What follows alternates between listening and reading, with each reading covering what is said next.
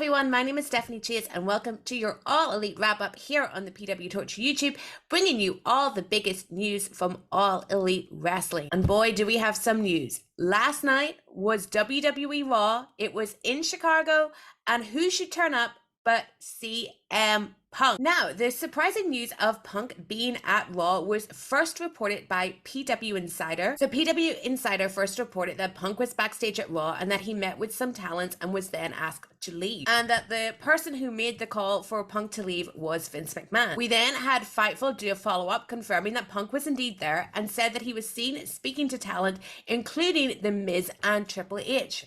Now, he is said to have had a clear the air conversation with The Miz. Talent said that Punk was asked to leave by Jim Kelly, WWE's head of security, but that's unconfirmed, and that numerous wrestlers in WWE believe that it is a publicity stunt because he's returning to AEW soon. Then on today's Observer Radio, Dave Meltzer said that the feeling within WWE from people he'd spoken to was that Punk was testing the waters for a return because he did speak to Triple H, but that just seems highly unlikely given that Punk is under contract to AEW. We then had a follow-up report from PW Insider today. So they said that Punk was in Florida over the weekend doing commentary for MMA promotion Cage Fury Fighting Championships, and when flying out of Tampa, he ended up on the same flight as several WWE talent and staff, including the producer, and he was sitting next to some of them on the flight. It was on the flight that Punk learned that WWE Raw was coming from the Allstate Arena in Chicago near his home. So then at some point before the show began, Punk arrived at the arena and was brought inside by other talent. Now there is a video going around on the internet of Punk outside the venue with Tamina Snuka. They add that Punk was in a common area in full view of anyone who came past him backstage and ran into Paul Levesque.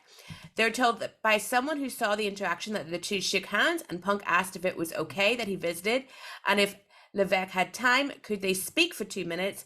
Now, Levesque allegedly said that he had to make sure with the big guy, aka Vince McMahon, that it was okay, but they added that this was perhaps a 2-minute interaction. Punk then remained in the area, spoke to a number of talents, including The Miz, and they spoke for some time, clearing whatever issues they had between them that stemmed from the period that Punk was on WWE backstage. Those who saw Punk greeted him warmly, though there was a whole "what is he doing here" reaction. He was never behind any closed doors or rooms, he just stayed in the common area. There were no secret meetings or anything of that sort. Within 20 minutes or so, he was sent word by WWE security that he wasn't going to be allowed to remain there, and he left. Punk is said to have been respectful of the decision, said his goodbyes, and left. So PW Insider notes that one source felt that Punk was asked to leave because he was under AEW contract. However, a different source said that felt that wasn't accurate because Malachi Black and Andrade were allowed to be at the WWE Hall of Fame recently.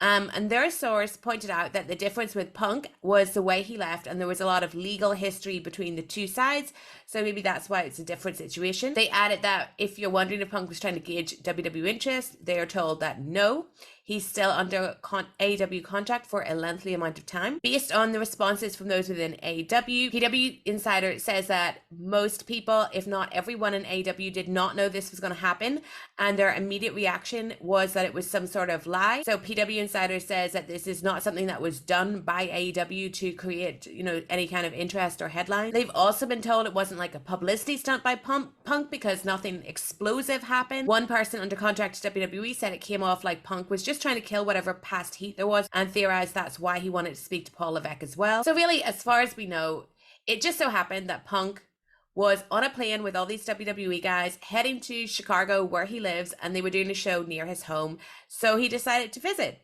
It's bizarre.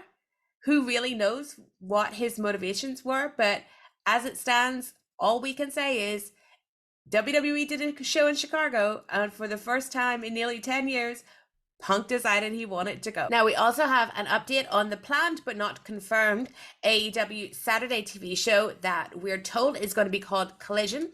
Andrew Zarian reported that if the show happens, it will be on TNT. TBS was rumored as the destination, but he was told that the new show will land on TNT. It's thought that it will be airing on the 8 to 10 p.m. Eastern time slot, and that's CM Punk's going to be the central star, and it's going to be based around him. So we are looking at some sort of AEW brand split coming up. And on Friday, it was reported by Dave Meltzer in the Wrestling Observer newsletter that Punk's return will happen on Saturday, June 17th. at the as yet to be announced show at the United Center in Chicago, which will likely be the debut for Collision. And it looks like they're trying to maybe recapture the magic of the first dance that they had when CM Punk made his debut, doing a show that's maybe marketed as like a follow-up to that event. AEW has a file to trademark the name Wrestle Dream. According to records from the US Patent and Trademark Office, AEW has applied to trademark Wrestle Dream. The purpose listed: conducting entertainment exhibitions in the nature of wrestling events, entertainment services in the nature of production of wrestling programs and events, and entertainment in the nature of wrestling content. Now, over the weekend, WWE employee William Regal took to Twitter to explain his exit from AEW. He wrote, "Time and time spent was the reason for my leaving, no agenda for anything else. I lived through some serious times in 2018 to 2019 and realized time is all I have. I had a great time in AEW and I'm thankful for the rest of the time I spent there with many of my close friends and amazing crew. I just want to make that public so people stop misinterpreting it." So I think this really stems from the comments that Tony Khan made on a conference call where he spoke about the health issues that his mother faced, and that it was around this time that William Regal had asked for his release because he wanted to be with his son, who is on NXT. And it's kind of since come to pass that Regal is working for WWE and not really staying in just a NXT role mentoring his son. So Regal went on to say, "It's sad that people on our job can't realize that you can be a decent human being without having an agenda or taking advantage. This is the last time I will mention this. Again, I would like to thank AEW for their gracious acceptance of me and for Tony to take me on board." So he said that Tony had summed up a few conversations they'd had with quick answers, but Tony called him at 9 p.m. on a Sunday night and he discussed his reasons for leaving, where time spent where I won't want to be. He said that it was only then did he tell Regal where he was, so in the hospital with his mother, and that Regal told him to get off the phone and take care of his family, and they eventually talked about him leaving 2 weeks later in Jacksonville. Now, speaking of Tony Khan, he's making an appearance on Dynamite tomorrow night. This has been billed as we will hear from Tony Khan, not a Tony Khan huge announcement, but you really never know with Tony Khan. Obviously, it could be the announcement of AEW Collision or whatever the Saturday show is going to be called.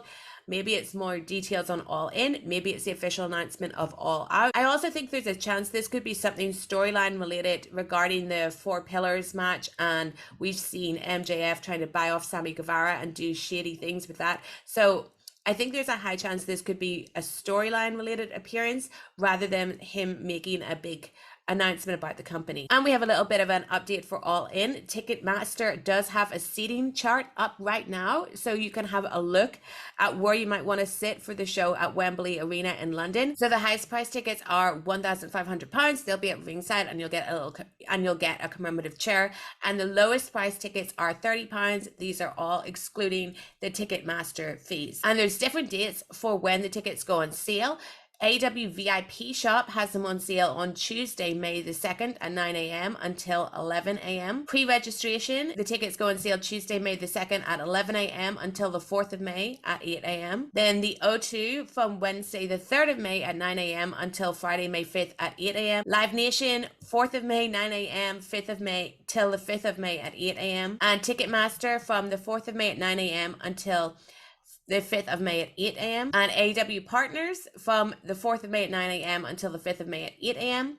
And then the general on sale is Friday, May 5th at 9 a.m. And finally, let's take a look at what's happening on Dynamite. As I said, we have this Tony Khan appearance. We also have a promo from Adam Cole, a promo from the new TNT champion Wardlow. Dax Harwood will take on Jeff Jarrett. Kenny Omega and Takeshita will team against the Butcher and the Blade. Sammy Guevara will take on Darby Allin in the finals of the Four Pillars tournament. Orange Cassidy will defend the International Championship against Bandito. And Jade Cargill would defend the TBS Championship against Taya Valkyrie, where Taya is banned from using her finisher. And that's all from me. Thank you so much for watching. Make sure you subscribe to the PWTorch on YouTube to keep up with all the latest news and find out every time Zach and Tyler go live.